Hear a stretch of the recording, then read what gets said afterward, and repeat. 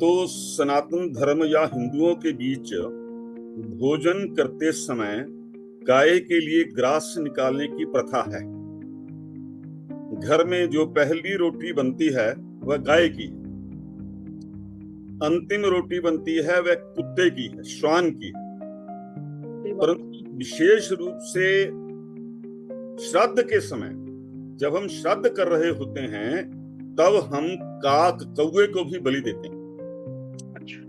श्राद्ध करते हुए कौवे को जो बलि या पिंड दिया जाता है उसे काक बलि कहा जाता है। अगर पक्षियों में देखा जाए तो पक्षियों में कौवा सबसे ज्यादा धूर्त है, कौवा सबसे ज्यादा अस्पृश्य है। कौवे की आवाज या काऊ काऊ को कोई सुनना नहीं चाहता।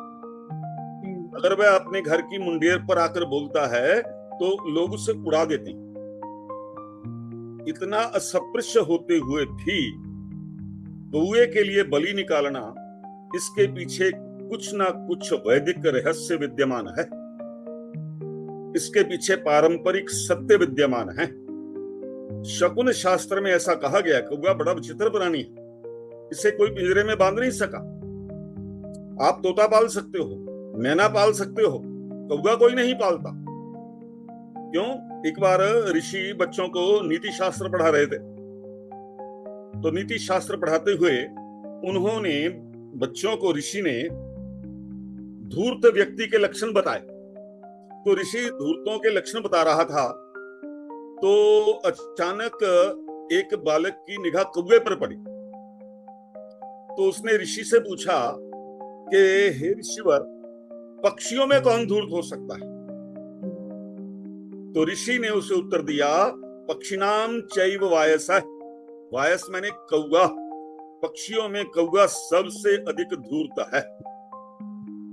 ऐसे अपृश्य को हम जब श्राद्ध के समय में बलि देते हैं, पिंड देते हैं, तो सनातन शास्त्रों में इसका कोई ना कोई अवश्य महत्व होगा। शकुन शास्त्र हमें क्या बताता है?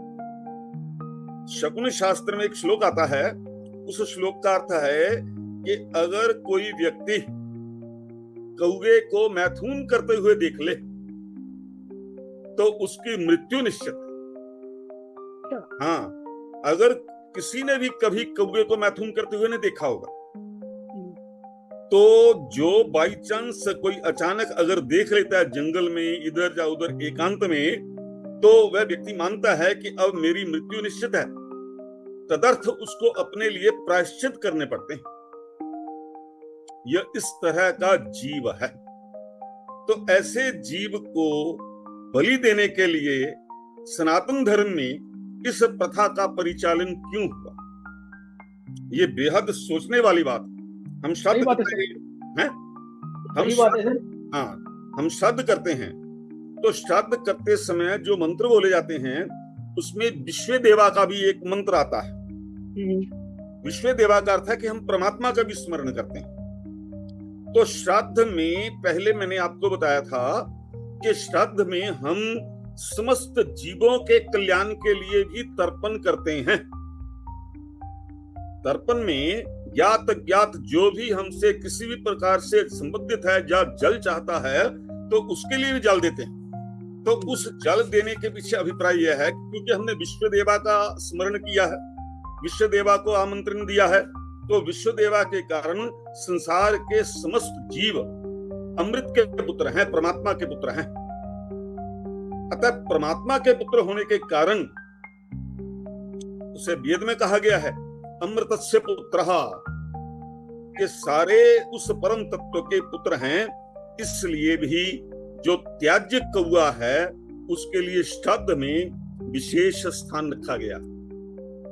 दूसरी बात जो इसके पीछे लौकिक तर्क है वह अब मैं आपके सामने स्पष्ट करता हूं। लौकिक तर्क यह है कि जो यमराज है ये किसका पुत्र है? ये सूर्य का पुत्र है।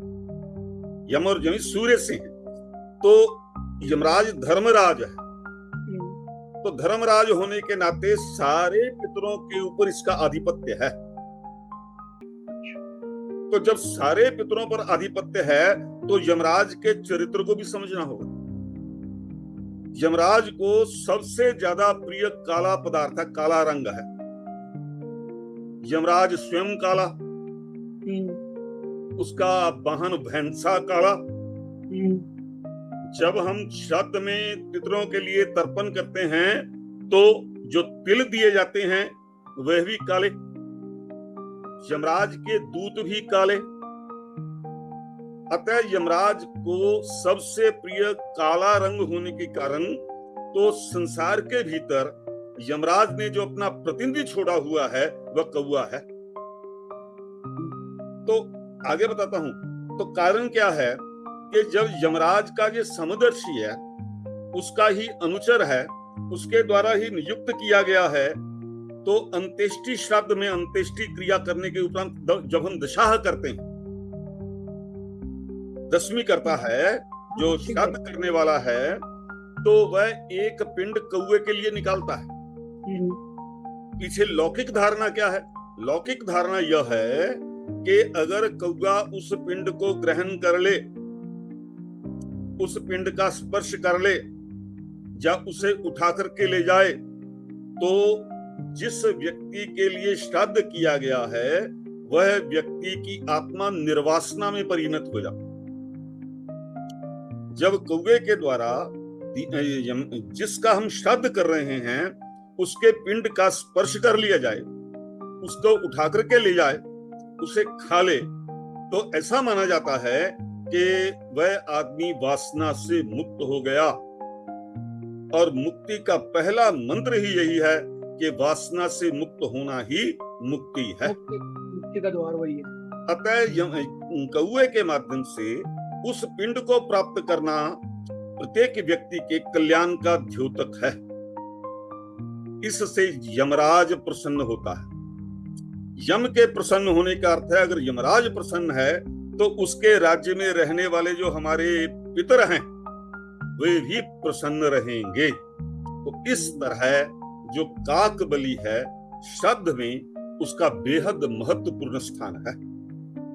तो इस प्रथा को आज हम जैसे जैसे जैसे जैसे आगे बढ़ते जा रहे हैं, अपने शास्त्र से पीछे हटते जा रहे हैं, हम प्रकृति से पीछे हट रहे हैं, हम अपने शास्त्रीय आज्ञाओं का निषेध करना चाहते हैं, तो ये हमारी अपना अज्ञान है, हमारी अपनी मूर्खता है। जिस समय समाज में वैदिक आदेशों का पूर्णतया पालन होता था, उस समय संसार ही नहीं पूरे के पूरे समाज में एक शांति थी, आनंद था, और आज उसका अभाव है। तो इसलिए काक बलि एक बेहद महत्वपूर्ण विनियोग है अपने पितरों की प्रति मुक्ति की कामना के लिए, उनके आनंद के लिए, उनकी प्रसन्नता के लिए। इसलिए श्राद्ध में काक बलि का निर्धारण किया गया। हाँ बोलिए। इसका मतलब सर ये हुआ, हाँ, कौवे के माध्यम से विधाता ने सही रास्ता हमको दे रखा है, सिर्फ उसका यूज करना है। हाँ बिल्कुल बिल्कुल, कौवे के माध्यम से ये बताया है। अब यानी कि उन लोगों से आप पूछिए, पता लगा कि जो आदमी हरिद्वार इत्यादि एकांत प्रदेश में गया जी या किसी नदी के किनारे बैठ करके श्राद्ध कर रहा है और वह अपने यानी के पितर के लिए एक पिंड निकालता है और वह तब तक वह स्थान नहीं छोड़ता जब तक कौवा आकर के उसे छू नहीं लेता, खा नहीं लेता या उठाकर नहीं ले जाता। वह प्रतीक्षा करता है। अब उस व्यक्ति, उस पुत्र की दशा जानिए जिसके यानी के पिंड को कुएं के द्वारा न स्पर्श किया जा रहा है, न उठा करके लिया जा रहा है और न खाया जा रहा है। वो तो सब पितृ जो है अतृप्त रह गए, और मोक्ष की तो बात ही छोड़ दीजिए। मोक्ष की तो बात छोड़िए, वह खड़ा है, यानी कि उसे बार बार यानी कि कुछ स्थान ऐसे हैं जहां बार बार इस क्रिया को करने के लिए उसे कहा जाता है,